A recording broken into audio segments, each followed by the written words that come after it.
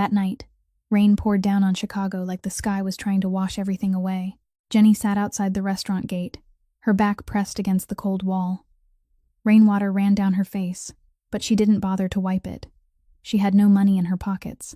She had no contacts left in her phone to call. 10 minutes ago, her own aunt, the only person she could still call family, had raised her hand and said, "Get out of my house. Don't ever come back." Jenny was 27 years old. She had spent 9 years in that house cooking, scrubbing floors, washing clothes, not a single day treated like family. 9 years, and all she carried out of that door were the clothes on her back. But that night, a black car pulled up at the gate. The man who stepped out was Sterling Kane, a name no one in Chicago dared to say out loud. He looked at her, said nothing, and simply opened the car door. And the life of Jenny Ross from that very second turned onto a path she could never have imagined. If Jenny's story touched your heart, hit that like button to show your support. Share this video with someone who needs to hear it. And subscribe to our channel so you never miss the next story. 9 years ago, Jenny Ross was 18 when she received a call from the hospital telling her that her parents had died in a car accident on the highway. She stood in the middle of an empty house, a phone in her hand, unable to cry because her body seemed to have frozen solid. 3 days after the funeral, Kathleen Ross, her mother's older sister, drove down from Chicago to take her. In front of the neighbors, Kathleen held Jenny and spoke with a voice full of pity, saying, "I'll take care of her like my own child. My sister can rest easy." But once the car pulled away from that street, Kathleen turned to look at Jenny and spoke in a completely different tone, saying, "If you live in my house, you work. Nobody feeds anyone for free in this world." Jenny nodded. She was 18. She had just lost her parents, and she had no one left in the world except this aunt. She thought doing housework to repay kindness was only natural. She didn't know that the word work, in Kathleen's mouth, carried an entirely different meaning. 9 years later, Jenny was 27. Every day she woke at 4 o'clock in the morning, when the whole house was still wrapped in darkness. She went downstairs to the kitchen to prepare breakfast for Kathleen and Tiffany, Kathleen's biological daughter. She ironed their clothes, polished their shoes, brewed coffee exactly to each person's taste. If Jenny woke even 5 minutes late, Tiffany would pound on her door and shout through it, "Do you think this is a hotel? Get up and do your work." Tiffany was 25 and had never poured herself a glass of water. Everything she needed was taken care of by Jenny. One evening, after Jenny finished cleaning the kitchen, she stood at Kathleen's bedroom door and knocked softly. Kathleen was sitting at the table counting money, not even looking up. Jenny took a breath and said, "Aunt, I want to ask you something. I want to go to school. I've looked into it. There are evening programs. I can still work during the day." Kathleen lifted her head and looked at Jenny as if she had just told a joke. "Go to school? Who's going to take care of the restaurant? Who's going to cook? Who's going to clean this house?" Kathleen set the stack of money down, her voice turning colder. "You should be grateful you have a place to live, that you have food to eat. There are plenty of people out there who don't have what you have. Don't start asking for more." Jenny stood still for a moment, then turned away. She didn't argue, not because she was afraid, but because she knew arguing wouldn't change anything. There was something Jenny never told anyone. Kathleen kept all of Jenny's identification documents locked inside a safe in her bedroom. Her identification card, her birth certificate, her social security card, everything was in there. Without those papers, Jenny couldn't enroll in any school. She couldn't apply for any other job. She couldn't open a bank account. She existed inside this house, but on paper, she almost didn't exist anywhere at all. That was why she endured for 9 years. Not because she was weak, but because she was trapped in a prison without visible bars. During the day, beyond the housework, Jenny was also sent by Kathleen to work at the restaurant as a kitchen helper. Kathleen owned a chain of mid-range restaurants in Chicago, and Jenny was unpaid labor. She washed dishes, chopped vegetables, scrubbed the kitchen floor from 10 in the morning until 4 in the afternoon, then returned home to cook dinner for the family. Not a single dollar in wages. Not a single day of rest. But every night, after Kathleen and Tiffany had gone to sleep, Jenny would quietly pull out from under her bed a stack of old books. They were law books she had found among things Kathleen had intended to throw away a few years earlier. Jenny read under the dim light of a small lamp in the cramped room beneath the stairs, writing down what she learned on the backs of old receipts. She didn't know if she would ever set foot in a law school, but she read. Every night she read. because it was the one thing Kathleen couldn't take away from her. One night, Jenny passed by the living room and heard Kathleen talking on the phone. Kathleen's voice was tense. "I don't care. You're the lawyer, you deal with it. Philip's illegitimate son is asking about the will. You have to make sure he doesn't find anything." Jenny stopped, pressing herself against the wall, holding her breath. Philip was the name of Kathleen's late husband, who had died 3 years earlier. Jenny didn't understand what that conversation meant, but she remembered it. She had learned one thing in 9 years of living in that house. Everything in that house had a secret, and every secret had a price. Jenny went back to her room and closed the door. She knelt beside her bed, clasped her hands, and closed her eyes. She didn't pray to be rescued. She prayed for only one thing, that she would have enough strength to endure one more day, because she believed that one day an opportunity would come. And when it came, she would be ready. That evening, Kathleen's restaurant received a very particular reservation call. A private room, dinner for 4, absolute confidentiality requested. No staff allowed to enter unless called. The restaurant manager kept nodding into the phone, his voice so deferential that everyone nearby understood this wasn't an ordinary guest. Jenny was in the kitchen, having just finished washing the last batch of dishes, drying her hands on her apron. She didn't care who was in the private room. Her job was to stay in the kitchen, finish her work, then go home and continue cleaning for Kathleen. But that night, things didn't unfold the way they always did. The server assigned to bring food into the private room pushed the door open, stepped inside, saw the man seated at the head of the table, and immediately his hands began to tremble. The glass of wine on his tray tilted, then slipped and shattered on the floor. He stammered an apology, set the tray down, then walked out, telling the manager he wouldn't go back in there, and asked to leave his shift entirely. The manager looked around and found no one else. Every server had found a way to avoid the private room after hearing who was inside. The manager hurried into the kitchen, saw Jenny stacking dishes on the rack, and said, "Jenny, go serve the private room for me. There's no one else." Jenny looked at him and didn't ask why. She removed her kitchen apron, put on a server's jacket, then picked up a broom and a cloth. Jenny pushed open the door to the private room and stepped inside. She saw shards of broken glass scattered across the floor, a dark red pool of wine spreading beneath the table.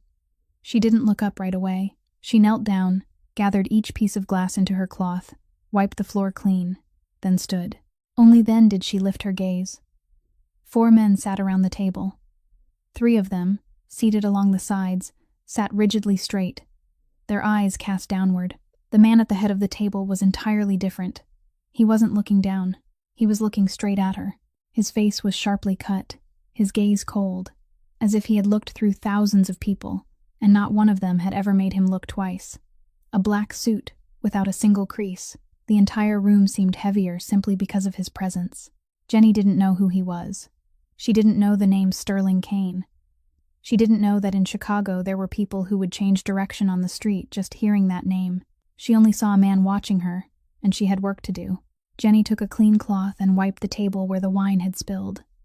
She opened a new bottle, poured it into a glass, and set it down in front of Sterling. Her hand didn't shake. Not a single drop spilled.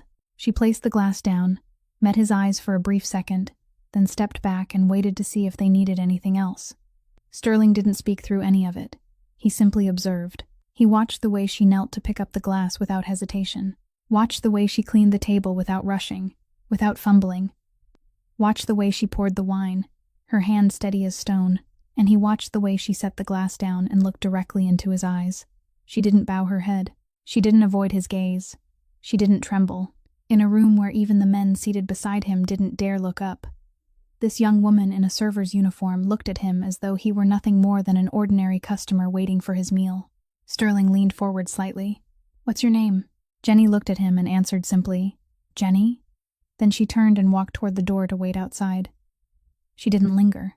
She didn't ask who he was. She didn't offer a polite smile. She didn't flatter him with a single word. She treated him exactly the way she treated anyone who walked into that restaurant, and that was what made it impossible for Sterling to look away. Dinner ended. The 4 men left the private room. 3 walked out first, Sterling last. As he passed by where Jenny stood waiting to go in and clear the table, he paused for a second. He didn't say anything. He only looked at her. Then he walked on. Jenny stepped into the room and began clearing the dishes. She didn't think anything more about that man. To her, it was just another shift like any other. She didn't know that later that night, in the car on the way home, Sterling Kane sat in silence the entire ride. The driver who had been with him for 12 years had never seen him like that. Sterling looked out the window, thinking about the young woman who had set a glass of wine before him without the slightest tremor in her hand. For the first time in a long while, someone had stood in front of him without fear. And that made him want to know more. 3 days later, Jenny was in the kitchen cutting vegetables when the manager came in and told her there was a customer seated in the main dining area, not in the private room, who had ordered a simple dish and specifically asked for Jenny to serve him. Jenny wiped her hands, put on a server's jacket, and stepped out. She recognized the man immediately. He was sitting at a table by the window, alone, without the 3 men who had accompanied him before. No private room, no request for secrecy.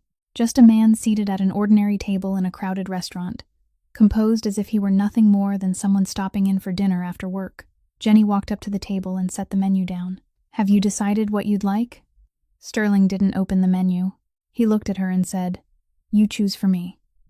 Jenny stood still for a second, then nodded, took the menu, and returned to the kitchen. She didn't ask what he preferred, didn't make a suggestion, didn't say another word. She placed a simple order with the kitchen, then brought it out. She set the plate on the table, poured water, placed the napkin to the right. Every movement was precise, professional, nothing extra, nothing missing. When she was finished, she stepped back and stood at a distance that allowed him to call if he needed anything, without being disturbed if he didn't. Sterling ate slowly. From time to time, he looked toward where Jenny was standing. She didn't look back. She stood straight, her eyes forward, her hands folded in front of her, the posture of a trained server. She didn't glance at him, didn't show curiosity, didn't try to start a conversation. In a restaurant where every other employee was whispering about the mysterious guest at the window table, Jenny was the only one who didn't care. When Sterling was nearly finished, he set his knife down and called her over. Jenny walked up. Sterling looked at her and asked, "How long have you worked here?" Jenny answered without hesitation, "Long enough." Sterling gave a slight nod, then continued, his voice even, without rise or fall. "You don't belong here." Jenny paused, her hand resting on a small plate she was about to clear. She looked straight into Sterling's eyes, set the plate back on the table, and said in a calm voice, each word clear, "You don't know anything about me." Then she picked up the plate and turned away. Sterling didn't call her back. He didn't show irritation, didn't smile, didn't react at all. He simply sat there, watching her as she walked toward the kitchen, her back straight, her steps steady, not once turning around. He had met hundreds of people, from the most powerful bosses to the most calculating politicians. All of them wanted something from him. All of them tried to impress him, or avoid him, or flatter him. This young woman did none of those things. She treated him as though he were just an ordinary man, and Sterling Kane couldn't remember the last time anyone had treated him like an ordinary man. Sterling stood, left money on the table, several times more than the bill. He put on his coat and walked toward the door. But before leaving, he turned back to the table, took a small piece of paper from his pocket, and placed it beneath an overturned plate. Then he walked out of the restaurant without looking back. Jenny came out to clear the table. She gathered the money, stacked the dishes, wiped the surface. When she lifted the inverted plate, the small piece of paper lay there. She picked it up. A string of handwritten numbers, the strokes strong and clear.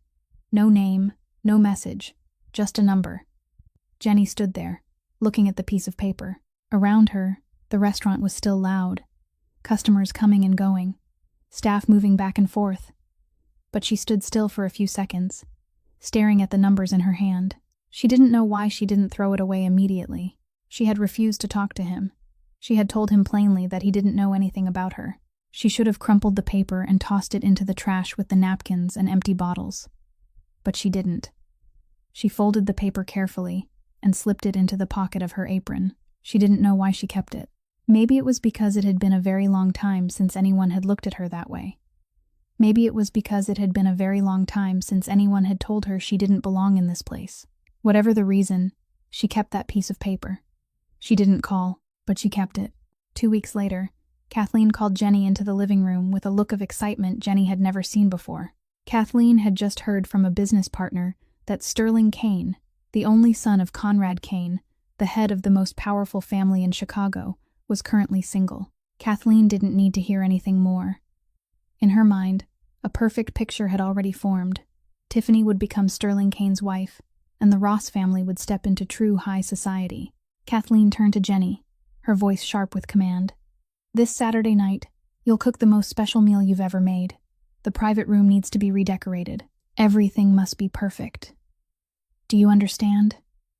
Jenny nodded. She didn't know who this special guest was. She only knew she would once again cook while someone else took the credit, and serve while someone else enjoyed the result. On Saturday evening, Tiffany came down the staircase in an outfit she had spent the entire week choosing. She turned to Kathleen, smiling with absolute confidence. "Don't worry, Mom. He'll be mine. I've never failed." Kathleen nodded with satisfaction, then turned to Jenny, who was carrying a tray of dishes out of the kitchen. "You stay in the kitchen. Don't step outside unless I call you. And change into a clean apron. Don't let the guests see you looking messy." Jenny said nothing. She turned back into the kitchen and continued preparing the final dishes. Sterling arrived exactly on time. He stepped into the private room alone, without bringing anyone with him. Kathleen stood to greet him, her voice overly warm. "Welcome to our restaurant. This is my daughter, Tiffany. She's both beautiful and accomplished, graduated with top honors." Tiffany stood, extended her hand, her smile bright and practiced. "It's very nice to meet you. I've heard so much about you." Sterling shook her hand, gave a polite nod, then sat down. He didn't speak much. He answered Kathleen's questions with short, courteous replies, but he didn't open the door to any real conversation. Tiffany tried to impress him, talking about her travels, her refined tastes, her social connections. Sterling listened, nodded, and there was no light in his eyes. Dinner was served. Kathleen introduced it proudly. "My daughter prepared this dinner especially for you." Sterling took a bite, nodded. "It's good." Then he continued eating in silence. Tiffany glanced at her mother, a flicker of concern in her eyes, but Kathleen signaled for her to remain calm. The wine on the table ran low. Kathleen needed someone to pour more. She turned toward the private room door and called out loudly, "Jenny, come in here, bring the wine." Jenny was standing outside in the kitchen. She picked up the bottle, pushed open the private room door, and stepped inside. Then she froze. The man seated at the head of the table was the one who had left the small piece of paper with the phone number beneath the plate. The one who had told her she didn't belong in that place. The one she had looked straight in the face and told, "You don't know anything about me." Sterling Kane was sitting there, and he was looking directly at her. The coldness in his gaze shifted in a single instant. Not surprise, something sharper than that, as if he had just found a piece of a puzzle he had been searching for a very long time. Jenny panicked. She lowered her eyes, walked quickly to the table, set the wine down, and turned to leave at once. She didn't want Sterling to recognize her. She didn't want Kathleen to know she had spoken to this important guest before. She only wanted to disappear from that room as quickly as possible. But Sterling didn't let her go. He called after her, his voice calm. "Miss, would you pour me a glass?" Jenny stopped. She turned back, her hand trembling slightly for the first time since she had stepped into that restaurant. She picked up the bottle and poured wine into Sterling's glass. Kathleen watched the scene, her brow tightening. She saw Jenny pouring too slowly. She opened her mouth, her voice sharp. "Hurry up. Don't keep an important guest waiting. When you're done, get back to the kitchen." Jenny held the bottle. Her hand paused. She heard every word her aunt had just spoken, in front of strangers, in front of Sterling. For 9 years, she had heard words like that thousands of times. For 9 years, she had lowered her head, remained silent, and obeyed. But tonight, something inside her refused to bow any longer. Maybe it was because Sterling was watching her. Maybe it was because she had endured enough. Maybe it was because 9 years had finally reached their limit. Jenny set the bottle down on the table. She straightened her back, looked directly into Kathleen's eyes, and spoke in a calm voice so clear that everyone in the room could hear. "I'm your niece, not your servant." The private room fell into silence. Tiffany opened her mouth but couldn't say a word. Kathleen's face darkened, her hand tightening around the napkin on her lap, but in front of a guest, she couldn't do anything. Sterling looked at Jenny, then at Kathleen, then back at Jenny. He had seen enough. He stood, buttoned his suit jacket slowly, then said in an even voice, "Thank you for dinner. The food was very good. But I don't sit and eat in a place where people treat each other like this. Excuse me." Then he walked out of the private room without looking back. The door closed. Tiffany turned to Kathleen, her voice shaking with anger. "Mom, do you see now? It's her fault. Because of Jenny. He left. I told you, don't let her leave the kitchen." Kathleen didn't respond to Tiffany. She looked at Jenny, her eyes cold as ice. Jenny still stood there, her back straight, the wine bottle resting on the table. She knew what would come next wouldn't be easy, but for the first time in 9 years, she wasn't afraid.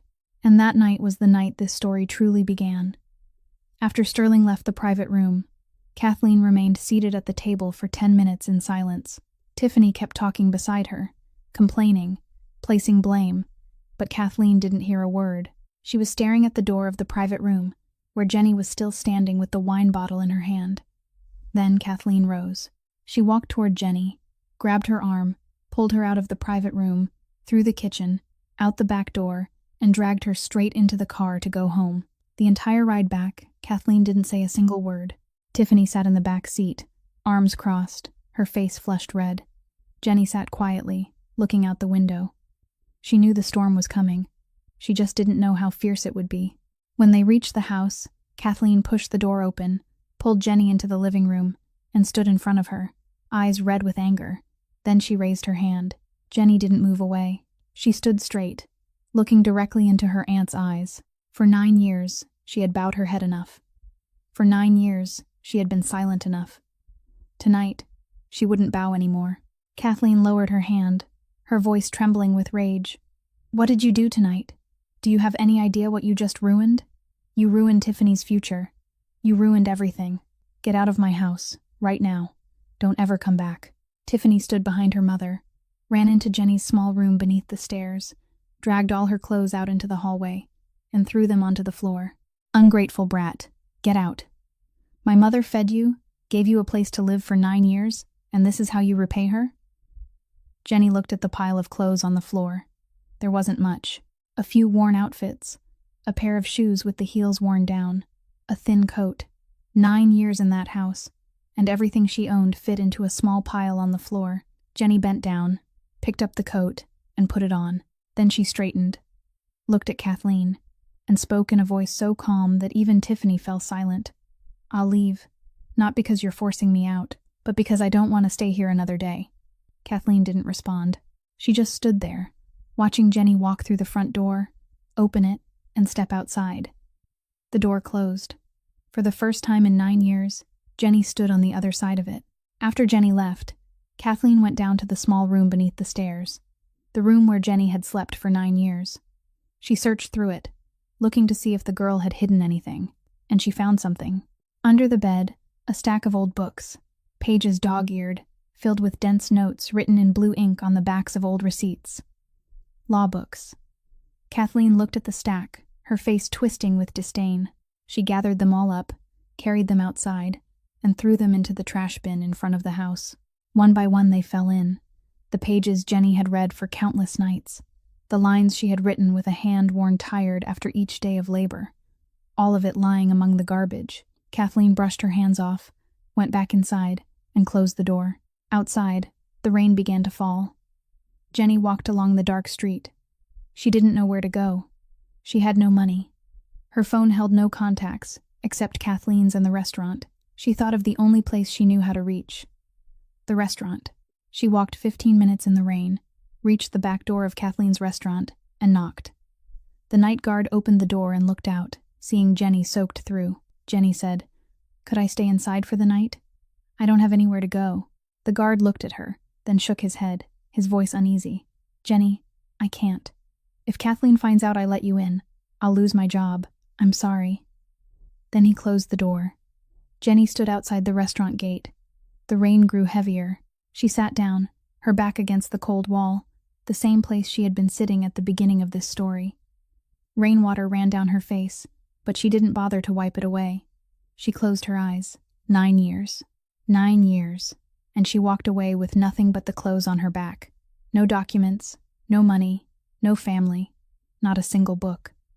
But she didn't know that someone was watching her. Sterling Kane had already ordered his men to keep an eye on Kathleen's restaurant weeks earlier, because the Kane organization was investigating a suspicion of money laundering through this chain of restaurants. His men had witnessed Jenny being dragged out earlier that night and had just reported that the girl was now sitting alone outside the restaurant in the rain. Sterling listened and said nothing more. He took his car keys and drove himself. 10 minutes later, a black car pulled up in front of the restaurant gate. Jenny heard the engine cut off. She opened her eyes. The car door opened. Sterling stepped out, standing in the rain, looking at her. He didn't say a word. He didn't ask if she was all right. He didn't ask what had happened. He simply opened the passenger side door and stood there waiting. Jenny looked at him. She looked at the open car door. The rain kept falling over both of them. Jenny hesitated for a second. Then she stood up and got into the car. Sterling closed the door for her, walked around to the driver's seat, got in, and drove away. No one spoke. There was only the sound of rain striking the windshield and the steady rhythm of the wipers moving back and forth. Jenny sat in the passenger seat, soaked, her eyes fixed straight ahead. She didn't know where this man was taking her. She didn't know who he truly was. But that night, in the middle of a Chicago rainstorm, for the first time in 9 years, someone opened a door for her, instead of closing one in her face. Sterling drove through the Chicago rain for 20 minutes, without saying a single word. Jenny sat in the passenger seat, soaked through, her arms wrapped around herself against the cold. She didn't ask where he was taking her. She was too tired to ask. 9 years of endurance, and tonight everything had come apart all at once. She simply sat there, watching the rain streak across the windshield, letting the car carry her wherever it would finally stop. The car pulled up in front of a building, in a quiet northern part of the city. Sterling turned off the engine, stepped out, and opened the door for Jenny. She got out and looked up at the building. Sterling didn't explain anything. He led her into the lobby, into the elevator, and up to an apartment on a high floor. He opened the door, turned on the lights, then stepped aside so she could walk in. Jenny crossed the threshold. The apartment was clean, fully furnished, carrying the scent of new wood and fresh fabric. She stood in the middle of the living room, looking around. A bed of her own, with crisp white sheets. A private bathroom with neatly folded towels on the rack, and a door with a lock, the key already set in place. For 9 years, she had slept in a room beneath the stairs without a lock, a place where Tiffany could pound on the door at any moment, where Kathleen could walk in without knocking. 9 years, and this was the first time she stood in a room she had the right to lock, a room no one could enter unless she allowed it. Sterling remained by the door, not stepping inside. He looked at Jenny and spoke briefly. "You stay here. No one will find you. This property belongs to my company, not to any individual. No one can trace it." Jenny turned to look at him. Her voice was hoarse from the rain and from exhaustion. "Why are you helping me? You don't know anything about me. You said so yourself." Sterling looked at her, silent for a second, then answered, "Because I want to." No further explanation. No reason given. 3 words. Then he gave a small nod, stepped out, and closed the door. Jenny heard his footsteps fade down the hallway, then the sound of the elevator doors closing. Jenny stood alone in the apartment. Silence. For the first time in 9 years, no one called her name to give her orders. No sound of Tiffany pounding on the door. No voice of Kathleen commanding her. Only silence. She walked into the bathroom. On the shelf was a set of clean clothes, neatly folded, exactly her size. Sterling had arranged it, perhaps the moment he received the call from his men saying Jenny had been thrown out. She took off her soaked clothes and stepped under the hot water. It ran over her skin, warm, clean, and she stood there for a long time, not wanting to step away. When she came out, dressed in clean clothes, and sat on the bed, she looked around the empty room. There was no more sound of rain. Outside the window, Chicago shimmered with lights. She sat there, her hands resting on her knees, her back straight, her eyes fixed on nothing. Then her shoulders began to shake. She couldn't hold it in anymore. Tears slipped down her face, silent, without a sound. She wasn't crying from pain. She had grown used to pain. 9 years, she had swallowed so many tears she thought she no longer knew how to cry. But tonight, she cried for something else. She cried from relief, because for the first time, She was sitting on a bed no one could force her to leave, because someone had opened a car door for her, instead of closing one in her face. Because the 3 words, "because I want to," spoken by a stranger that night, carried more weight than all the promises Kathleen had made over 9 years. The next morning, Jenny woke early, 4 o'clock. A habit built over 9 years wasn't easily broken. She stood in the kitchen, looking at a refrigerator that had already been stocked with food, then began to cook. She didn't know who she was cooking for. She only knew that every morning she cooked, and she didn't know how to live through a morning without cooking for someone.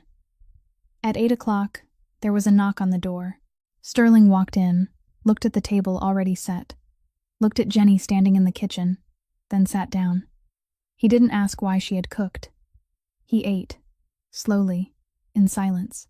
Jenny sat across from him, not eating, only watching him. In the middle of the meal, Sterling set his utensils down.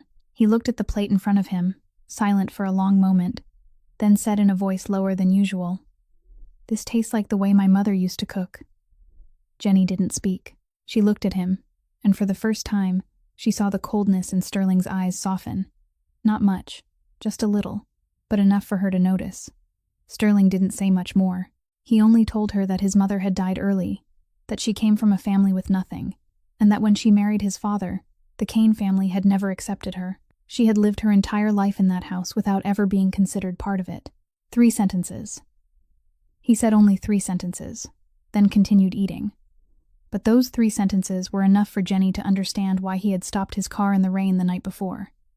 He didn't pity her. He saw his mother in her, a woman treated like an outsider in the very home that should have been her family. The 2 of them sat across from each other at the table. Morning light streamed through the window, falling across the wooden surface. No more words were spoken, but that morning, in the apartment Jenny had not yet learned to call home, an invisible thread quietly began to bind the 2 of them together. 1 week after that breakfast, Sterling came to the apartment in the afternoon. Jenny was sitting there, rereading the old notes she had written on the backs of receipts, the only notes that remained because she had slipped them into the pocket of her coat before leaving Kathleen's house. Sterling sat down across from her, looked at her, and spoke directly. "I don't give money to anyone for nothing. I helped you because I wanted to. But if you want to change your life, you have to take the step yourself. I'll arrange a position for you as a legal assistant at Kane Holdings. The salary will be standard market rate. Nothing more, nothing less. If you can do the job, you stay. If you can't, no one will keep you." Jenny looked at him and nodded. She didn't say thank you. She knew Sterling wasn't the kind of man who needed to hear gratitude. He needed to see action. But before Jenny could begin working, there was one problem that had to be solved. She had no identification documents. Everything was still locked in Kathleen's safe. Sterling called the legal department of Kane Holdings and said briefly, "Reissue all documents for this person, as fast as possible." For an organization with the influence of the Kane family, it didn't take long. 3 days later, Jenny sat in the legal department office and received documents bearing her name. Identification card, social security card, everything. She held the identification card in her hand, looking at her name printed clearly on it. Her hand trembled slightly. For 9 years, she had lived without any documents to prove she existed. 9 years, Kathleen had kept them locked away as a way to imprison her without visible bars. And now, for the first time in 9 years, she officially existed within the system. She was a person with a name, a number, and rights. She placed the card into her wallet, stood up, and went to her first day of work in her life. Jenny began at Kane Holdings that Monday. She was assigned to the legal department, an assistant position, her desk placed in the common area with the other staff. On the first day, she arrived earlier than anyone else. On the second day, the same. On the third day, the same. She was the first to turn on the lights each morning, and the last to turn them off each night. She didn't engage in small talk. She didn't tell anyone who she was, where she came from, or why she was sitting there. She simply worked, reading files, organizing documents, preparing summaries for the senior lawyers. Everything she did was precise, clean, not a comma out of place. At first, her colleagues looked at her with suspicion. A girl no one knew, appearing from nowhere, placed into the most important department of the company without any interview process. Everyone assumed she must have connections somewhere above. Everyone thought she wouldn't last long. Jenny knew what they were thinking. She didn't explain. She just kept working. After 3 weeks, Jenny was assigned to read and review a major real estate investment contract that Kane Holdings was preparing to sign with an external partner. This was routine assistant work, simply reading through and marking points of concern for the senior lawyer to review. But Jenny didn't just skim. She read every line, every clause, comparing it with the knowledge she had taught herself over 9 years from old law books beneath her bed. And she found something no one else had noticed. In Clause 14, Appendix C, there was a vaguely written sentence about the right to transfer assets. If the partner litigated under that clause, Kane Holdings could lose control of the entire asset involved in the deal. The company's senior lawyer, who had worked there for more than 10 years, had approved the contract without noticing it. Jenny wrote a short report, clearly pointing out the loophole, citing the exact clause, and proposing a revision. She sent it to the department manager. The report moved upward, and 2 days later, it was on Sterling Kane's desk. Sterling finished reading the report. He called the senior lawyer into his office. The lawyer walked in, confident as always, until Sterling placed Jenny's report on the table, turned it toward him, and said in an even voice, "Explain to me why a new assistant of 3 weeks sees something you missed in a contract worth millions of dollars." The lawyer read the report, his face gradually losing color. He had no answer. Sterling didn't need to hear more. He gave a slight nod, signaling for the lawyer to leave, then sat there alone, looking at the report with the name Jenny Ross printed in the top left corner. After that incident, everything in the legal department changed. No one said anything openly, but the way they treated Jenny shifted. In the mornings, colleagues began nodding to greet her when she walked in. During internal meetings, the manager began inviting her to sit at the table, instead of leaving her outside to take notes. When the senior lawyer needed someone to review an important contract, he began sending it to Jenny before sending it to anyone else. No one said it out loud, but everyone knew. This girl didn't need anyone backing her to prove her ability. She had proven it through her work. 3 months passed. One afternoon, Jenny received a message from Sterling's assistant, saying he wanted to see her in his private office at 5 o'clock. Jenny set her phone down and looked out the office window. She didn't know what Sterling wanted to say, but she stood up, smoothed her shirt, and walked out. Jenny walked into Sterling's office at 5 o'clock in the afternoon, exactly on time. Sterling was seated behind his desk, a white envelope lying in front of him. He didn't offer a greeting. He simply slid the envelope across the desk toward her and said, "Open it." Jenny sat down in the chair across from him and picked up the envelope. She opened it and pulled out a set of papers. The first line she saw was the name of the school, Columbia Law School. The second line was her name, Jenny Ross. The third line was the sentence she had dreamed of for 9 years, but had never dared to say out loud. "We are pleased to inform you that you have been admitted to the law program." Attached to the admission letter was a financial statement confirming that all tuition and living expenses had been covered by an educational fund under Kane Holdings. Jenny looked at the letter. She read her name over and over again. Jenny Ross. Her name, on a law school admission letter. She remembered the nights reading under a dim light in the small room beneath the stairs. She remembered the notes written on the backs of old receipts.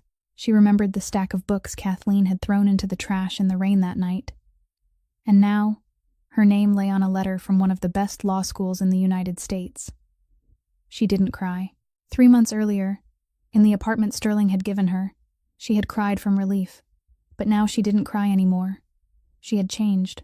3 months at Kane Holdings had taught her that she possessed real ability, not something given to her by anyone, but something that had lived inside her for 9 years, waiting for its moment to emerge. Jenny stood straight, took a deep breath, folded the letter carefully, and placed it into the inner pocket of her coat, close to her chest. She lowered her head slightly toward Sterling and said, "Thank you." Just 2 words. Then she walked out of the office, her back straight, her steps steady. Sterling remained seated, looking at the office door that had just closed. He didn't smile, but his eyes softened, just slightly. The kind of softness only those closest to him would notice. 2 weeks later, Jenny prepared to leave for New York. She didn't have much to bring: a small suitcase, a few sets of clothes, and the stack of notes written on the backs of receipts that she had carried with her since the night she left Kathleen's house. The evening before her flight, Sterling came to the apartment. The two of them sat at the familiar dining table, the same place where 3 months earlier they had sat in silence after their first breakfast. Jenny looked at Sterling and asked the question she had held inside for 3 months. Aren't you asking for anything in return? You gave me a place to stay, a job, had my documents restored, and now you're paying for my education. I don't understand why." Sterling looked at her and remained silent for a moment. Then he spoke, his voice slow, each word clear. "I'll wait. When you're ready, you'll know." Jenny looked at him. She didn't fully understand what he meant, but she remembered it. She would remember those words for a very long time. The next morning, Jenny sat on a plane bound for New York. She looked out the window as Chicago grew smaller beneath her, the city that had held her captive for 9 years, then set her free in a single night of rain. She didn't know when she would return, but she knew that when she did, she wouldn't be the girl sitting curled up outside the restaurant gate anymore. Jenny began her life as a law student at Columbia. She attended classes during the day and worked evenings at the university library to cover her personal living expenses because she didn't want to owe Sterling another dollar. The schedule was heavy, the volume of material overwhelming, but Jenny didn't feel burdened. 9 years of waking at 4 in the morning and working until midnight had given her a resilience other students didn't have. When her classmates complained about the workload, Jenny simply lowered her head and kept reading. She had endured far heavier things than assignments. Each week, Jenny called Sterling once. The calls weren't long. Sterling wasn't someone who liked talking on the phone, and neither was Jenny. She spoke briefly about her studies, the library, the New York weather. Sterling listened, occasionally asking a short question. And every call ended with the same sentence from him: "As long as you're okay." No more questions, no demands. Just those 4 words, steady each week. A quiet way of letting her know that someone on the other end of the line was always there, ready to listen if she needed to speak. Jenny began to grow accustomed to her new life. For the first time, she was living for herself. For the first time, she was studying what she wanted to study. For the first time, she had a future to move toward, instead of simply surviving each day. But as Jenny's life was rising, back in Chicago, the lives of those who had once confined her were beginning to unravel in a way no one could have expected. While Jenny sat in a lecture hall at Columbia Law School in New York, in Chicago, Tiffany Ross's life was slipping steadily in a very different direction. After the night Sterling walked out of the dinner, Tiffany learned nothing from it. She continued living the way she had lived for 25 years, letting others take care of everything for her. Kathleen kept sending tuition payments every month, still believing her daughter was attending college regularly. But the truth was that Tiffany had dropped out more than a year earlier. She didn't go to class, didn't open a book, didn't take exams. Each month, the tuition money her mother sent, Tiffany used to buy designer goods, dine at restaurants, and live as if she were truly a high-society young lady. Kathleen didn't know, or perhaps she didn't want to know. Kathleen's money wasn't enough to support the life Tiffany wanted, and that was when Raymond Voss appeared. Raymond was 58, a businessman, silver-haired, driving luxury cars, and very generous with young women. Tiffany met Raymond at a charity event she had slipped into, using an invitation she had managed to borrow from an acquaintance. Raymond liked Tiffany because she was young, beautiful, and knew how to make him feel important. Tiffany liked Raymond because he paid every bill without asking a single question. Each week, Raymond sent money, bought gifts, made restaurant reservations, and Tiffany called him her boyfriend, even though both of them knew what their relationship was built on. At the same time, Kathleen had her own secret. After Sterling rejected Tiffany and Jenny left, Kathleen felt lonelier than ever. The restaurant still ran, the money still came in, but every night she sat alone in the large living room. Philip had been gone for 3 years, and Kathleen needed someone beside her. She began seeing a man she called someone special. She spoke with him on the phone every evening, her voice soft and warm, completely different from the cold, commanding tone Jenny had heard for 9 years. Kathleen kept this relationship hidden, not telling Tiffany. She wanted to wait for the right moment to introduce him, and that moment came on a Saturday afternoon. Kathleen called Tiffany home and told her to dress nicely because she would be introducing her to the man she was seeing. "You'll like him. He's polite, wealthy, and very kind to me." Tiffany yawned, not particularly interested. She was busy texting Raymond to arrange a meeting for that evening. "Fine, Mom. If you want to introduce him, then do it." The two of them went to the restaurant. Kathleen had reserved a table in a quiet section toward the back. She sat down, adjusted her hair, and smiled as she waited. Tiffany sat across from her, scrolling through her phone. 5 minutes later, the restaurant door opened. Kathleen stood up, waving, her face lighting up. "He's here." Tiffany looked up from her phone, and she froze.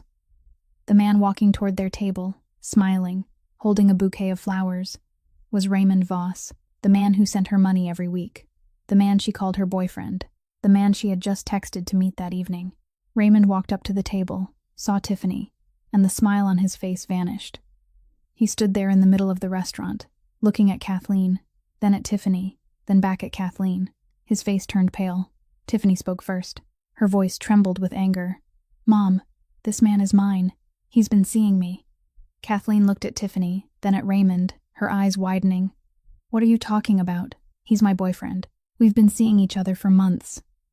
Tiffany shot to her feet, the chair scraping loudly across the floor. "Are you out of your mind?" "He's mine. He sends me money every week." Kathleen stood up as well, her voice rising. "Money? He sends me money too. Who do you think you are, stealing my man?" Tiffany shouted. "Stealing? You're the one stealing. I knew him first." Kathleen shouted back. "First or not doesn't matter. He chose me." Raymond stood between them, the bouquet in his hand drooping. The entire restaurant fell silent, watching. The two women he had been seeing at the same time turned out to be mother and daughter, now arguing in front of him in a crowded dining room. Raymond set the bouquet down on the table, stepped back twice, then turned and walked out of the restaurant without saying a word. He went straight out the door, got into his car, and drove away, leaving the two of them standing there, faces flushed, eyes burning with anger, under the gaze of everyone in the room. Tiffany dropped back into her chair, covering her face. Kathleen remained standing, gripping the back of the chair, breathing heavily. She didn't say another word. She picked up her handbag and walked out of the restaurant. That night, both of them called Raymond. Both apologized. Both said they would overlook what had happened. Kathleen called because she needed Raymond, needed his money, needed someone who made her feel she still had value. Tiffany called because she didn't know how to live any other way except relying on a wealthy man. Neither of them let go, and neither of them realized that the man they were clinging to was the very one who would pull them both down to the bottom. While Kathleen and Tiffany were fighting over Raymond Voss in Chicago, Sterling Kane was facing a different problem. The Kane family wasn't the only powerful family in the American Midwest. There were other factions, other organizations, always looking for a weakness in Sterling to bring him down. And they had just found one. One morning, one of Sterling's most trusted men placed a large envelope on his desk. Inside were 4 surveillance photographs. Jenny walking across the Columbia campus. Jenny sitting in the library reading. Jenny stepping out of a dormitory building. Jenny standing at a corner cafe buying coffee. 4 photographs, 4 different angles, accompanied by a handwritten note. "We know who she is, and we know how important she is to you." Sterling looked at the photographs. He didn't get angry. He didn't slam the table, didn't shout, didn't curse. He simply sat there, looking at each photo in turn, then stacked them neatly and placed them back into the envelope. He picked up the phone and called 3 of his most trusted men into the room. When they stood before him, Sterling spoke in a calm voice, as if discussing the weather. "Find out who sent this. When it's done, report back." The 3 of them nodded and walked out. No one asked anything further. Within the Kane family, when Sterling said, "When it's done, report back," everyone understood what that meant. 2 days later, his men returned with a report. The faction that had sent the photographs issued a formal apology to Sterling. No one knew what had happened during those 2 days. No one asked, and no one ever spoke of it again. That night, Sterling sat alone in his office at Kane Holdings headquarters. The building had gone dark, only the light from his desk lamp casting shadows across the ceiling. Sterling opened the bottom right drawer, the one no one but him was allowed to touch. Inside was an old photograph, its edges yellowed with time. A young woman with dark hair and a gentle smile. His mother, the woman who had married his father with nothing, lived within the Kane family without ever being accepted, and died while Sterling was still too young to protect her. Sterling looked at the photograph, his fingers brushing lightly along its edge. He spoke softly, his voice meant only for himself. "I won't let anyone hurt her the way they hurt you." Outside the office door, his most trusted man stood guard. He heard those words, and he would never repeat them to anyone. The very next morning, Sterling called his people in New York and arranged for a security team to follow Jenny from a distance. 24 hours a day, 7 days a week. They followed her to school, to the library, to the cafe, always keeping enough distance that she wouldn't notice. Jenny lived the life of an ordinary student, unaware that behind her, someone was always there, keeping her safe. Until one day, Jenny sat in a class about influential business families in American history. The professor turned on the presentation and began introducing the case study for the day. Today we'll analyze the power structure and business model of the Kane family, one of the most influential families in the Midwest over the past 3 decades. The slide advanced, and on the screen appeared a large photograph. Sterling Kane. Jenny looked up at the screen. Her heart beat faster, but her expression didn't change. She sat straight, her eyes fixed on the slide, her hand gripping the pen beneath the desk until her knuckles turned white. The professor continued, explaining how the Kane family had built its business empire, speaking of the gray areas between legal and illegal, of the power the family held within Chicago's underworld. Jenny listened to every word. She listened, and she understood. The man who had opened a car door for her in the rain, the man who had given her a place to stay, a job, paid for her education, the man who told her each week, "As long as you're okay," he wasn't an ordinary businessman. He was the head of one of the most powerful families in the United States. After class, Jenny returned to her room. She sat on the bed, holding her phone, looking at Sterling's name in her contacts. She hesitated for a long time. Then she called. Sterling picked up on the second ring. Jenny didn't greet him. She asked directly, "The Kane family. My professor just spent 2 hours lecturing about your family today. Were you planning to tell me, or were you going to let me figure it out myself?" Sterling was silent for a second. Then he spoke, his voice unchanged. "If you want to know, I'll tell you the truth. The Kane family is my family. I'm the one in charge. I never hid that from you, but I also never used that power to harm anyone who didn't deserve it." Jenny said nothing more. She hung up. For 3 days after that, Sterling received no calls from Jenny, no messages, not a single word. 3 days of complete silence. Sterling didn't call her. He didn't push. He waited. Because he knew Jenny needed time, and he respected that. On the 4th day, Sterling's phone vibrated. Jenny's name appeared on the screen. He answered. Jenny spoke, her voice calm and clear. "I've spent 3 days thinking. I've read everything I could find about the Kane family. I know who you are now, and I'm calling to tell you one thing." Sterling remained silent, waiting. Jenny said, "I don't care who you are. I care how you treat me." On the other end of the line, Sterling didn't respond right away. He was quiet for a few seconds.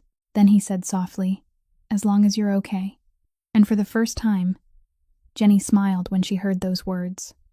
From that call on, everything between them changed. No longer benefactor and beneficiary. No longer rescuer and rescued. From that moment, they were 2 people standing as equals, free, and choosing to trust each other. Everything began with a photograph. Tiffany was lying on the sofa, scrolling through her phone on a lazy afternoon much like every other afternoon, when she happened to see a post on the official social media page of Columbia Law School. The post honored the top students of the class, accompanied by a group photo taken in front of a lecture hall. Tiffany scrolled past the image, then her eyes paused on the front row. She zoomed in, and she recognized that face immediately. Jenny Ross, the girl her mother had thrown out of the house on a rainy night. The girl whose clothes she had once tossed onto the floor while calling her ungrateful, was now standing in the front row of a photo honoring top students at one of the best law schools in the United States. Tiffany took a screenshot and immediately sent it to Kathleen with a message. "Mom, look at this. Jenny from our house is studying at Columbia Law." Kathleen looked at the photo, her expression slowly changing. She zoomed in, studied it carefully. It was Jenny, the niece she had forced to scrub floors, wash dishes, and work in the kitchen for 9 years. The niece she had believed would never step out from under her shadow, studying law at Columbia. Kathleen didn't feel pleased. Kathleen felt anger, because she understood that someone had helped Jenny, and she couldn't tolerate the idea that the niece she had looked down on was now rising higher than her own daughter. Kathleen acted that very night. She drafted a complaint and sent it to the disciplinary office of Columbia Law School. In the complaint, she wrote that Jenny Ross had embezzled money from the family to pay her tuition, that Jenny had stolen funds from Kathleen's personal account and fled to New York. She attached copies of transfer receipts, altered so that the recipient's name appeared as Jenny Ross. Every document was fabricated, but they looked real. Kathleen knew she couldn't accuse Jenny of using false identification, because that would expose the fact that she herself had illegally held Jenny's documents for 9 years. So she chose another path. She attacked the source of Jenny's finances. 2 weeks later, Jenny received an email from the school's disciplinary office. The school had received a complaint from a family member, accompanied by evidence suggesting that Jenny's tuition funding might be illegal. The school required her to suspend her studies until the investigation was complete. Jenny read the email, then read it again and again. She placed her phone on the table and looked out the window of her dorm room. Outside, New York was still loud, still moving, but Jenny's world had just stopped. 11 years. 9 years enduring in Kathleen's house, 2 years rebuilding her life here, and Kathleen could still reach all the way to New York to try to destroy everything. Jenny picked up her phone. She opened her contacts and looked at Sterling's name. Her finger hovered over the call button. She knew that if she called, Sterling would resolve everything. With the power of the Kane family, a university investigation would be nothing. But Jenny put the phone down. She didn't call, because she knew that if she relied on Sterling this time, she would rely on him again, and she would always remain someone who needed to be rescued. She didn't want to live like that. She had endured 9 years of dependence under Kathleen. She wouldn't depend on anyone again, not even Sterling. Jenny began to save herself. She contacted the civil registry office in her hometown to request a certified copy of her birth certificate. She called the legal department of Kane Holdings and requested official confirmation that her tuition was funded by the company's education foundation, fully legal, with proper invoices and contracts. She wrote a detailed statement, explaining that Kathleen Ross had illegally withheld all of her identification documents for 9 years, that she had never had access to any of Kathleen's accounts, that she had not received a single dollar from Kathleen since the day she left the house. She attached every piece of evidence, arranged in chronological order, presented clearly like a lawyer arguing before a court. Jenny stood before the school's disciplinary board. 4 people sat across from her. She presented her case in a calm voice, one piece of evidence at a time, one timeline at a time. She didn't tremble. She didn't ask for mercy. She simply told the truth and placed the evidence on the table. 20 minutes later, the disciplinary board announced that all accusations were dismissed. Jenny's funding was entirely legitimate. The complaint had no basis. Jenny walked out of the meeting room, down the school hallway, outside, and sat on a stone bench on campus. She looked up at the New York sky and took a long breath. Then she took out her phone and called Sterling.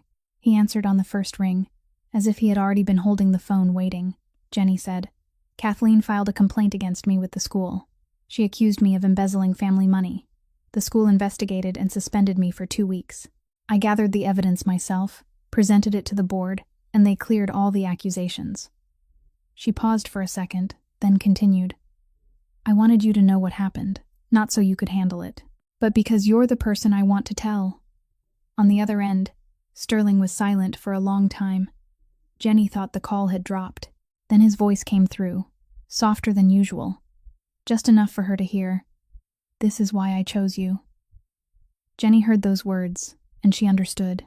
She understood that when he had said, "I'll wait," before she left Chicago, it hadn't been an empty promise. He had waited. He had waited for her to become the person she wanted to be, and today, she had proven that she didn't need anyone to save her.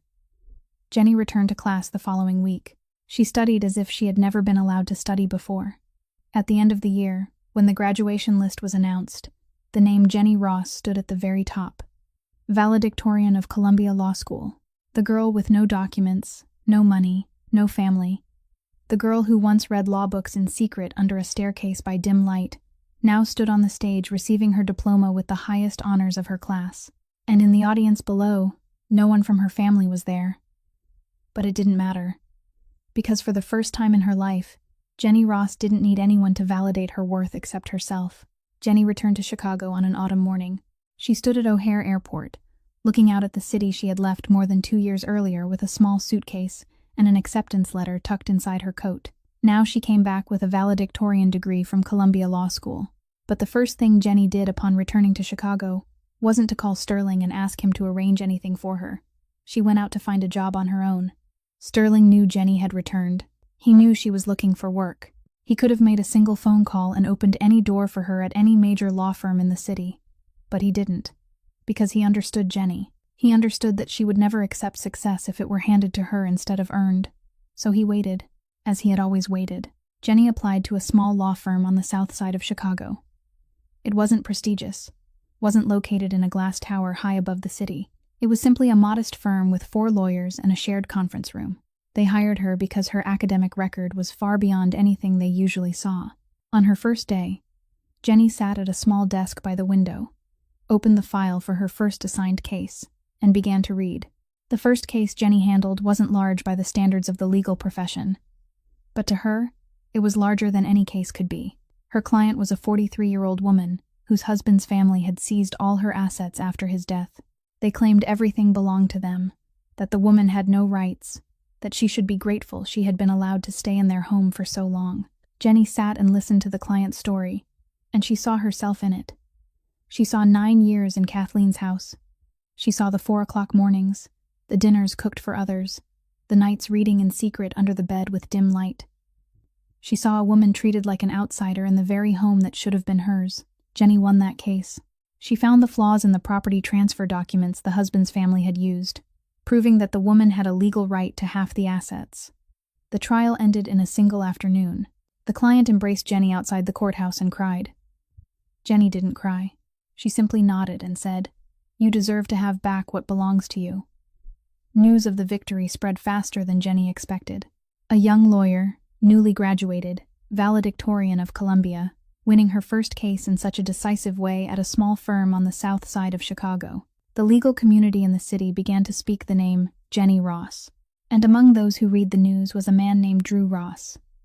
Drew was 30 years old, the son of Philip Ross from a previous marriage, Kathleen's late husband.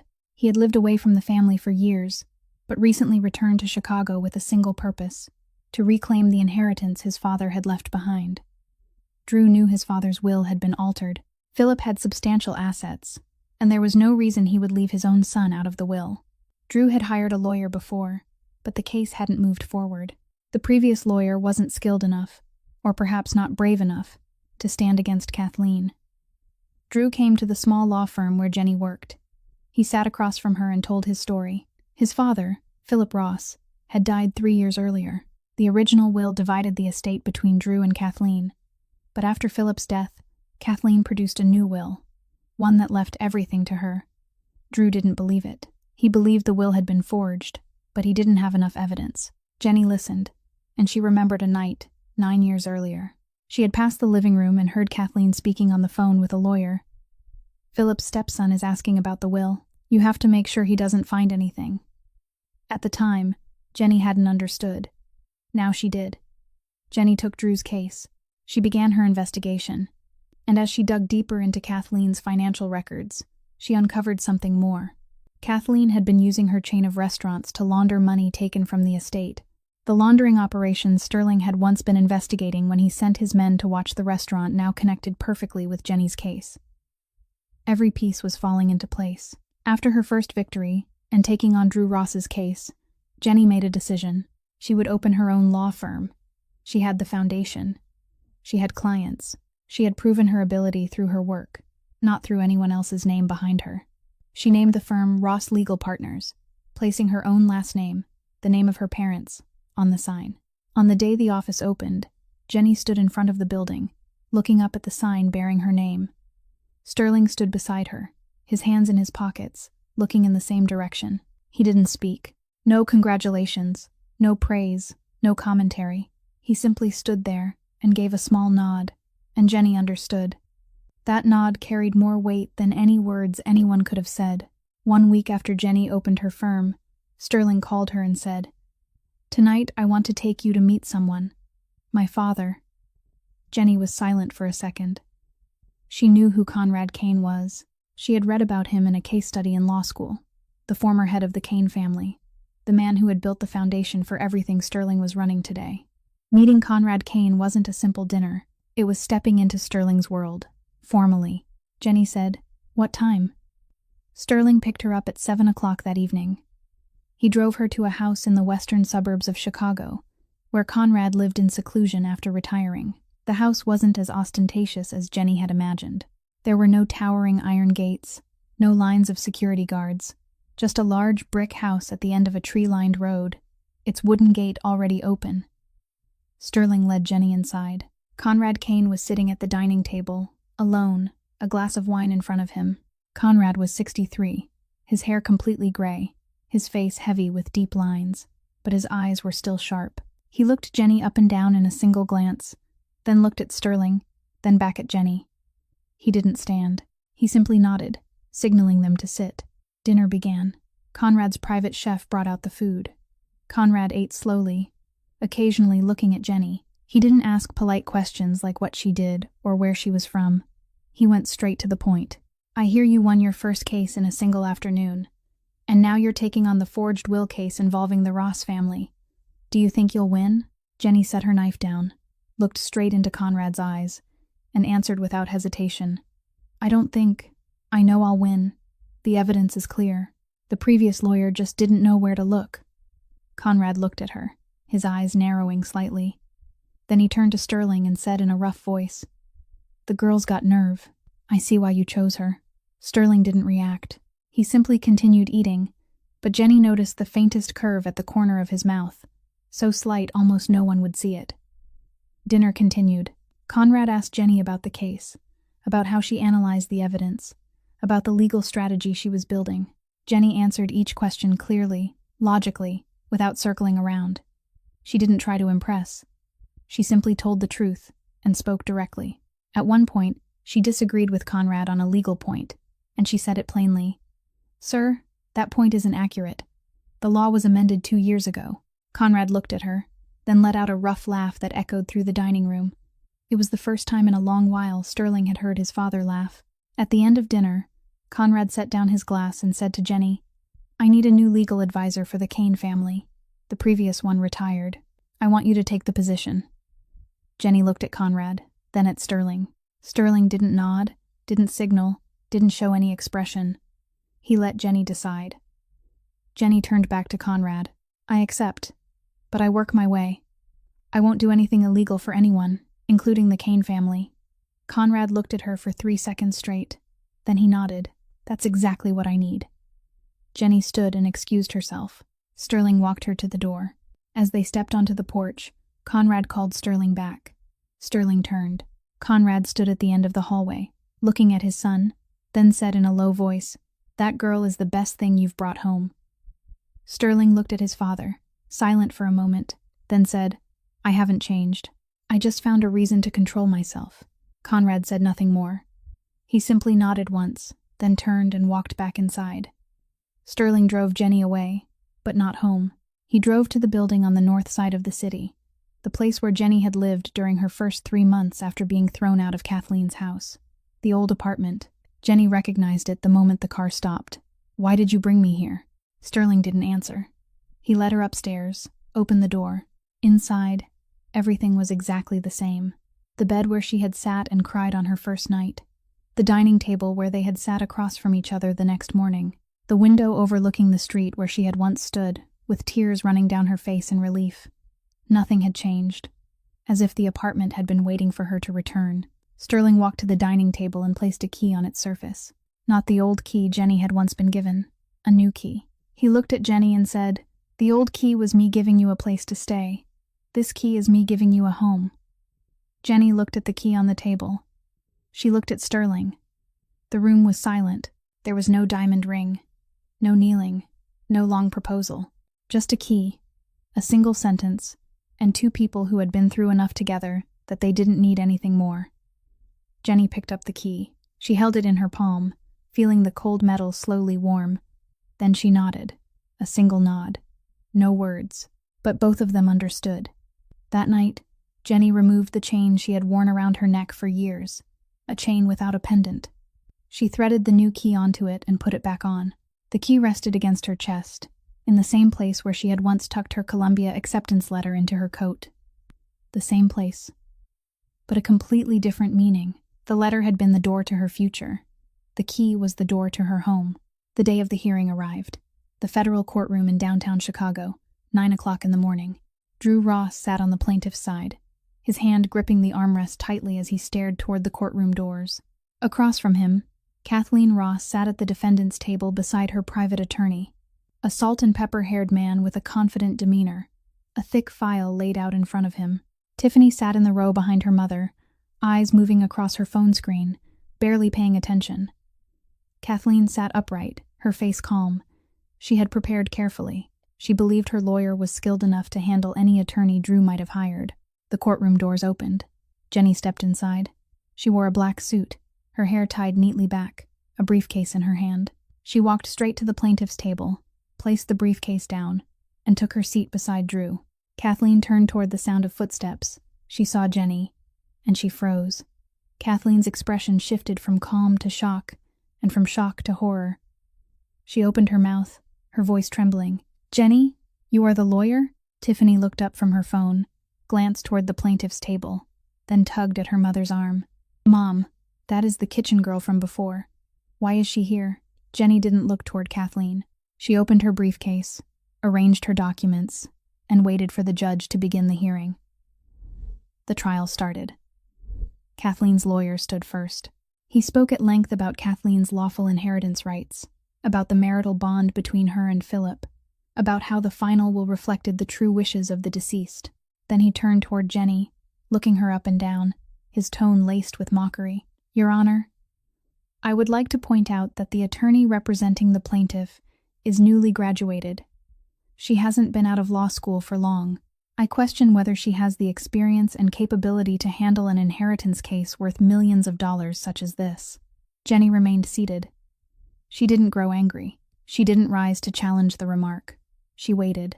When it was her turn, she stood, buttoned her suit jacket, stepped forward before the judge, and opened her briefcase. She spoke in a calm voice. "Your Honor, I have two primary pieces of evidence." She presented the first, a fingerprint analysis report. The will Kathleen had submitted bore Philip's signature, but the fingerprints on the document didn't match the fingerprints recorded in Philip's medical records. The document had been signed by someone else, not the deceased. The courtroom fell silent. Kathleen's lawyer flipped through his files, searching for a rebuttal, but found none. Jenny continued. "The second piece of evidence, financial records showing that Kathleen had used her chain of restaurants to launder money from the misappropriated assets. The funds moved through multiple accounts, but all ultimately traced back to a single source: the inheritance left by Philip that Kathleen had claimed as her own." Jenny laid out each transaction, each figure, each account, precise, clear, not a word wasted. Kathleen's lawyer stood to object, but stopped midway. His eyes had flicked toward the last row of the courtroom. Sitting there, silent, was Sterling Kane. Black suit, expression unreadable, eyes fixed forward. He didn't speak. He didn't nod, didn't signal, didn't make a single gesture. He simply sat there. Yet his presence weighed more than any words could carry. Kathleen's lawyer recognized Sterling Kane, and his face drained of color. He sat back down, adjusted his tie, and murmured something to Kathleen that no one else could hear. Kathleen didn't listen. She shot to her feet in the middle of the courtroom, her voice rising. "You have no right to do this to me. I raised you. I fed you. I gave you a place to live. I gave you everything for 9 years. And this is how you repay me?" The entire courtroom turned toward Kathleen.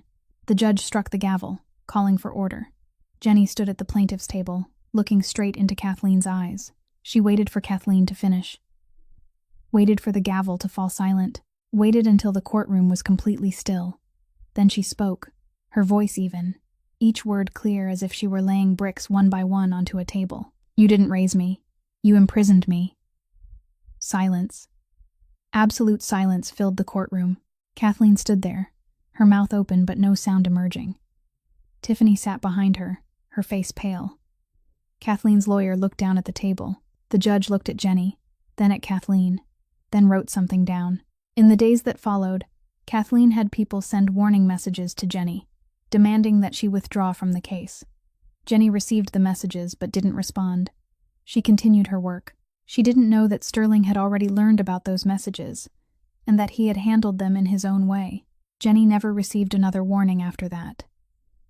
She didn't ask Sterling what had happened, but she could feel that behind her, there was always someone standing there, silent, making sure she remained safe. The trial concluded after 2 days of proceedings. The judge delivered the verdict. Kathleen Ross was guilty of forging the will and laundering money. All misappropriated assets were returned to Drew Ross, the lawful heir. Drew stood, walked to the plaintiff's table, and shook Jenny's hand. His grip was tight, his voice choked.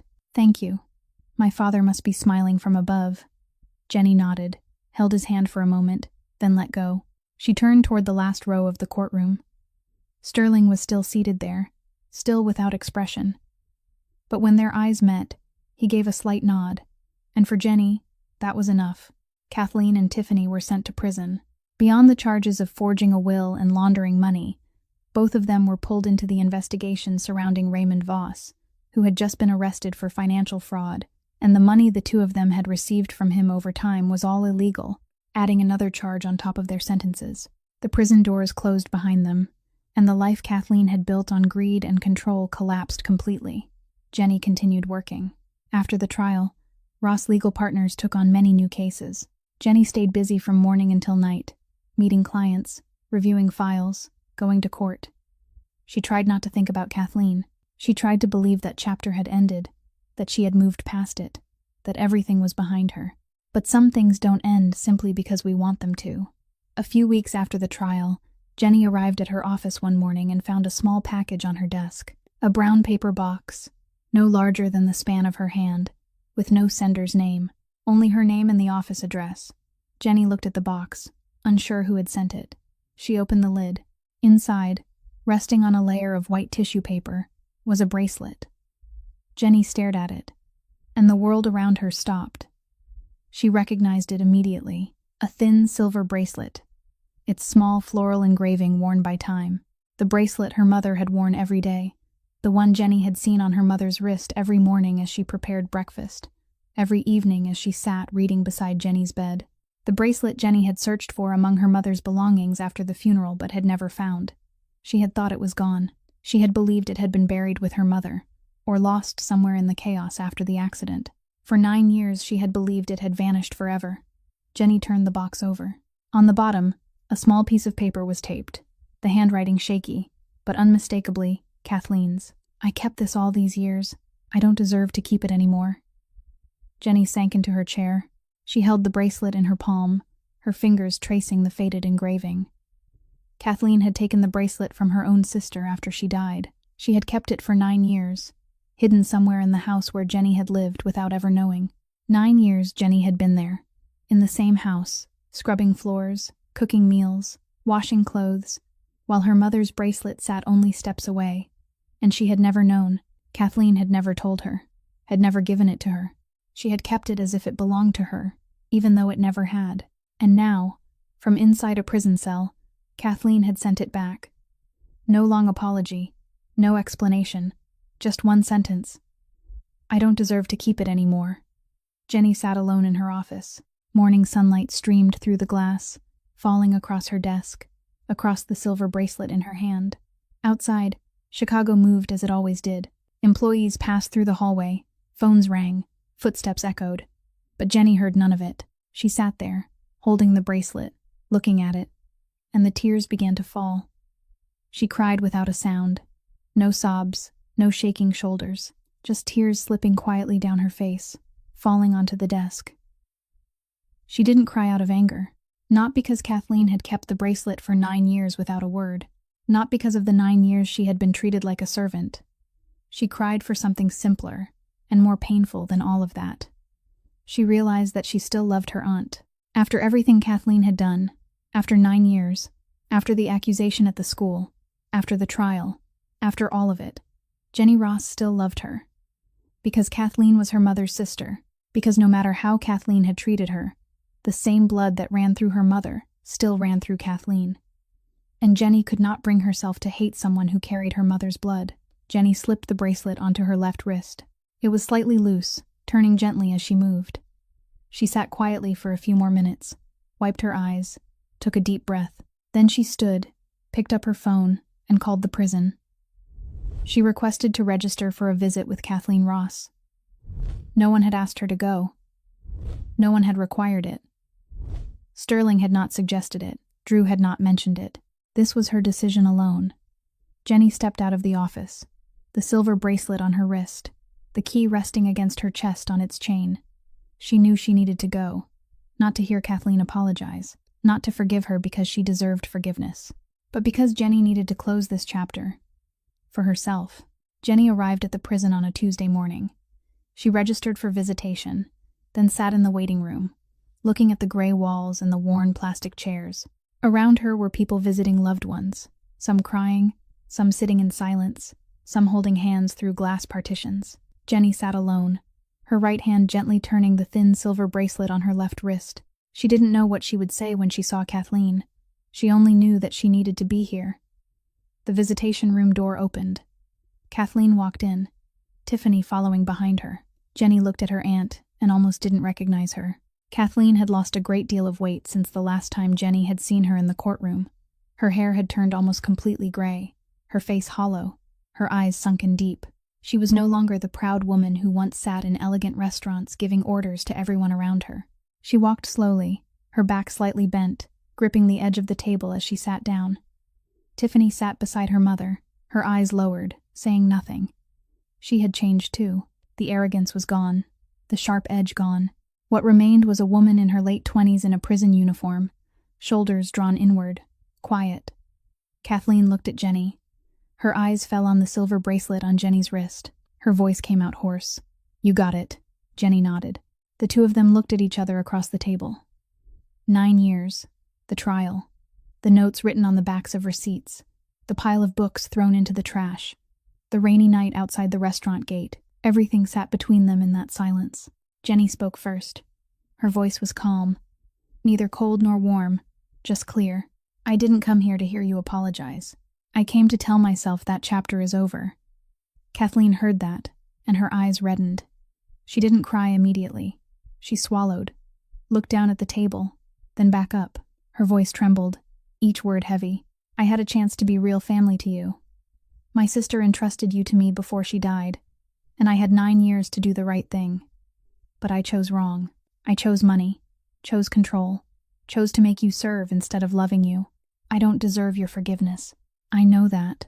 Tiffany sat beside her mother, silent since they entered. But when Kathleen finished speaking, Tiffany looked up. She looked at Jenny, her eyes red, her voice so soft Jenny had to lean forward to hear. "I've hated you for years. Every time Mom made you do something, I was happy because I thought you deserved it. Every time you were yelled at, I felt like I was better than you. But sitting here now, I understand." She paused, swallowing hard, then continued. "I hated you because you had something I never did. Not money, not sterling.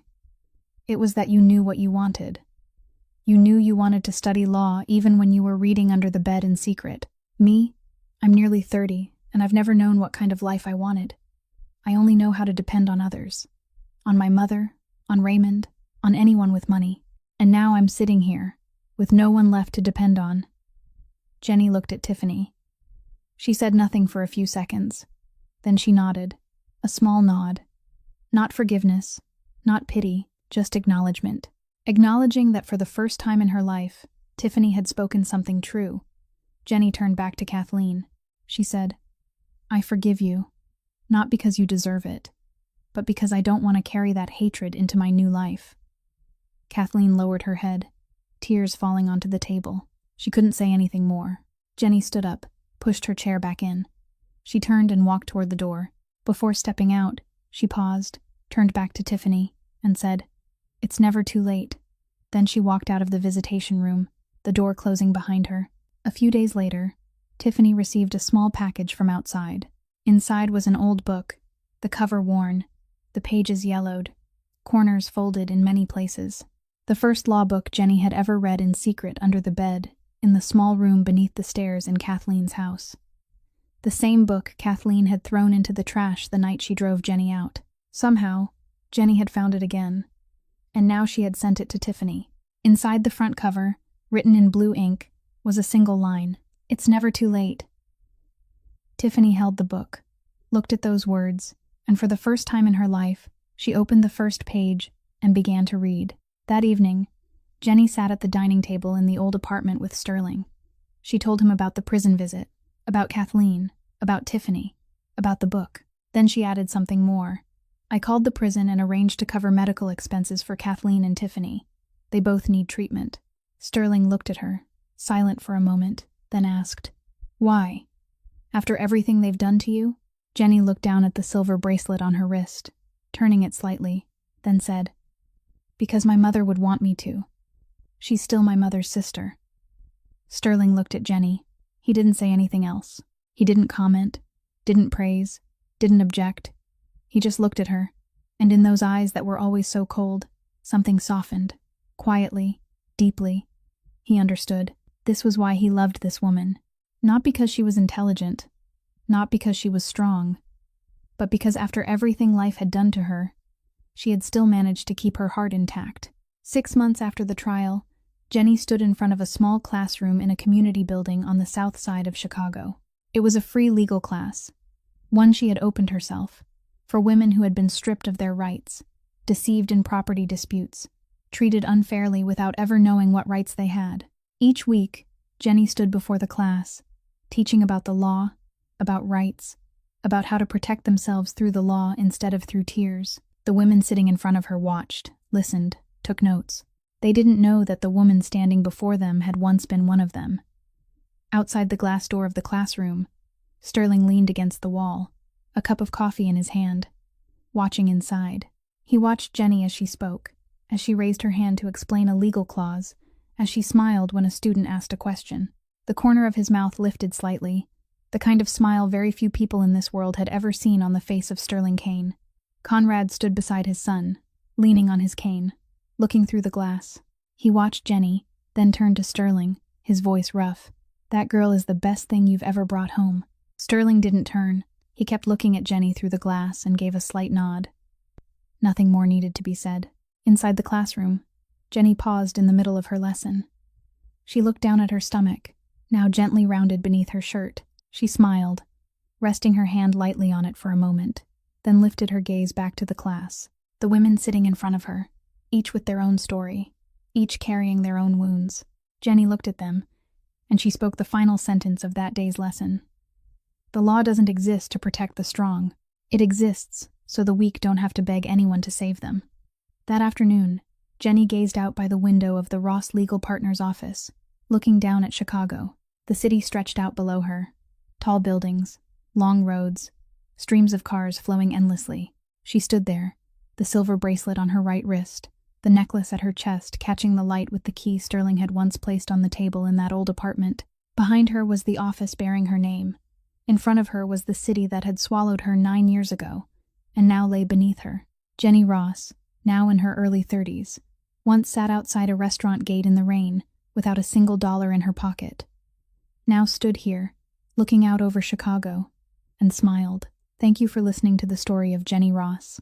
If this story touched your heart, please press like to support us and share this video with those you believe need to hear it. Don't forget to subscribe to the channel and turn on notifications, so you don't miss new stories each day. We'd truly like to know how you feel after hearing this story. Please leave a comment sharing what you feel deep in your heart. We will read every line and cherish each one. We wish all of you watching this video good health, a joyful life, and peace in every day. Goodbye, and we'll see you again in the next video.